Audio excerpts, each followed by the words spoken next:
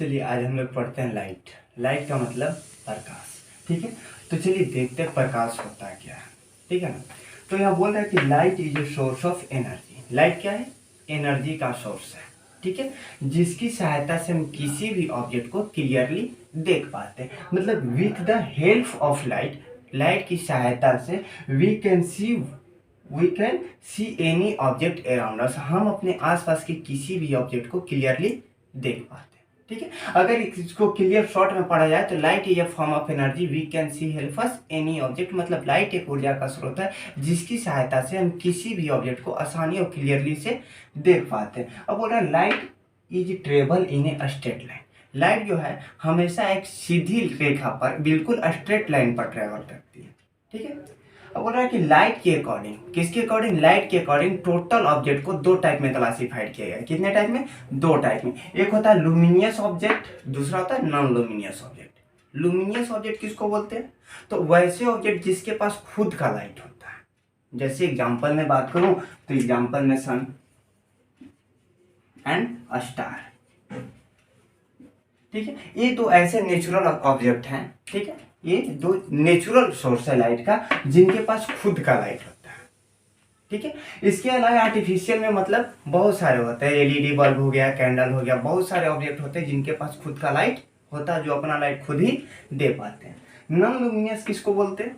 तो non luminous वैसे object जिनके पास खुद का लाइट नहीं होता, वो किसी दूसरे ऑब्जेक्ट के लाइट के सहायता अपना वर्क कर पाते हैं। मतलब किसी भी ऑब्जेक्ट को देखने में करते। जैसे बात करूं आपको तो टेबल बेंच कुर्सी जो भी है, ठीक है, टेबल बेंच कुर्सी जो भी है ये सब नॉन लुमिनियस में आता है।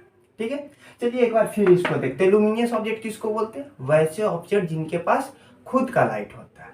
जिनके पास क्या होता है? खुद का लाइट होता है, जैसे कि सन या फिर स्टार, बल्ब, कैंडल, ये सब के पास खुद का लाइट होता है। ठीक है, नॉन लुमिनियस किसको बोलते हैं? वैसे ऑब्जेक्ट जिनके पास खुद का लाइट नहीं होता। चलिए अब आप लोगों से एक सवाल पूछा जाता है कि नाइट में जो हमें मून दिखाई देता है। ठीक है, अभी मैंने बोला लाइट का डेफिनेशन बताया कि एक एनर्जी का फॉर्म है जिसकी सहायता से किसी ऑब्जेक्ट को हम देख पाते हैं।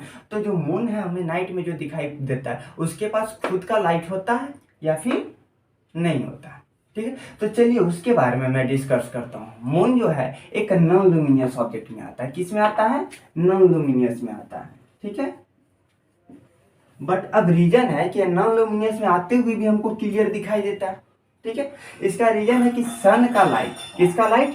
सन का लाइट जो है डायरेक्ट मून पर पड़ता है।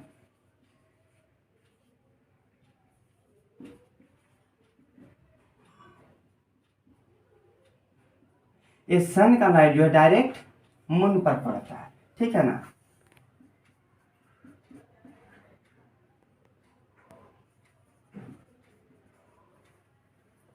ये जो सन का लाइट है डायरेक्ट मून पर पड़ता है और मून पे पड़ने के बाद यहाँ से रिफ्लेक्ट होकर के, क्या होकर के? रिफ्लेक्ट होकर के अर्थ तक आता है, जिसकी सहायता से हम क्लियरली देख पाते हैं। ठीक है, अब अगर रिफ्लेक्शन की जहां तक बात है तो रिफ्लेक्शन का डिस्कशन नेक्स्ट वीडियो में करेंगे कि रिफ्लेक्शन एक्चुअल में होता क्या है। पहले हम अपने टॉपिक पे आते हैं। तो टॉपिक, नेक्स्ट टॉपिक क्या है? Transparent object. ये ट्रांसपेरेंट ऑब्जेक्ट होता क्या? चलिए इसके बारे में देखते हैं। ट्रांसपेरेंट ऑब्जेक्ट वैसे ऑब्जेक्ट जिससे जो है लाइट आसानी से एक मीडियम से दूसरे मीडियम में जा सके, उसको बोलते हैं ट्रांसपेरेंट ऑब्जेक्ट। क्या बोलेंगे? Transparent object. मतलब वैसे ऑब्जेक्ट जिसमें लाइट जो आसानी से पास कर जाता है। क्या कर जाता है? लाइट आसानी से पास कर। तो ट्रांसलूसेंट मतलब वैसे ऑब्जेक्ट जिसमें लाइट का कुछ पार्ट क्रॉस करता, मतलब एक मीडियम से दूसरे मीडियम में लाइट का जो है कुछ पार्ट क्रॉस करता है। जैसे ऑयली पेपर, ऑयल में भींगा हुआ पेपर ले लीजिए। ठीक है, उसमें क्लियरली 100% लाइट क्रॉस नहीं करता, बट लाइट का कुछ पार्ट क्रॉस करता है। लेकिन अगर ट्रांसपेरेंट की बात करें तो ट्रांसपेरेंट में एयर होता है, वाटर होता है, ठीक है, ग्लास होता है। ठीक है, ये तीन ऐसे ऑब्जेक्ट हैं जिनमें लाइट जो है बिल्कुल आसानी से एक मीडियम से दूसरे मीडियम में ट्रेवल करती है। ठीक है, अब रहा बात थर्ड में ओपेक। ठीक है। तो ये ओपेक क्या होता है? वैसे ऑब्जेक्ट जिसमें लाइट बिल्कुल ही क्रॉस नहीं करता, मतलब लाइट का कुछ पार्ट भी एक मीडियम से दूसरे मीडियम में नहीं जाता है। ठीक है। जैसे एग्जांपल की बात करूँ तो आपका बहुत सारे ऑब्जेक्ट हैं, जैसे सैंड हो गया, घर का वॉल हो गया, ठीक है, जिसमें लाइट एक तरफ से दूसरे तरफ बिल्कुल। हम लोग अभी तक ओपेक ऑब्जेक्ट तक क्लियर कर चुके हैं। ठीक है। अब हम लोग करते हैं रिफ्लेक्शन ऑफ लाइट, प्रकाश का परावर्तन। ठीक है। तो प्रकाश का परावर्तन मतलब रिफ्लेक्शन ऑफ लाइट, किसी भी सोर्स से जो रे आता है, तो किसी भी सोर्स से निकलकर आने वाली प्रकाश का जो लाइट का रे होता है वो किसी सरफेस पर पड़ने के बाद फिर उसी डायरेक्शन में रिटर्न हो जाता है, उसको बोलते हैं रिफ्लेक्शन ऑफ लाइट। ठीक है। क्या? किसी भी सोर्स से निकलकर आने वाली लाइट का रे किसी सरफेस पर पड़ने के बाद उसी डायरेक्शन में रिटर्न होने के प्रोसेस को बोलते हैं रिफ्लेक्शन ऑफ लाइट। ठीक है। कहने का मतलब है कि इंसिडेंट रे और रिफ्लेक्टेड रे सरफेस के जिस पॉइंट पर मैच करता है उसको बोलते हैं इंसिडेंस पॉइंट। क्या बोलते हैं? Incidence point. Incident ray and reflected ray surface के जिस पॉइंट पर मीट करता है उसको बोलते हैं इंसिडेंस पॉइंट। ठीक है। इसको बोलते हैं नॉर्मल, मतलब कि अभिलंब, जो कि बिल्कुल परपेंडिकुलर होता है। ये जिस मीडियम से आता है उसी जिस पाथ से आता है उसी पाथ से रिटर्न हो जाता है, जिस मीडियम से आता है उसी मीडियम से क्या होता है? रिटर्न हो जाता है। ठीक है। इसको बोलते हैं नॉर्मल। अब कहने का मतलब है कि इंसिडेंस रे,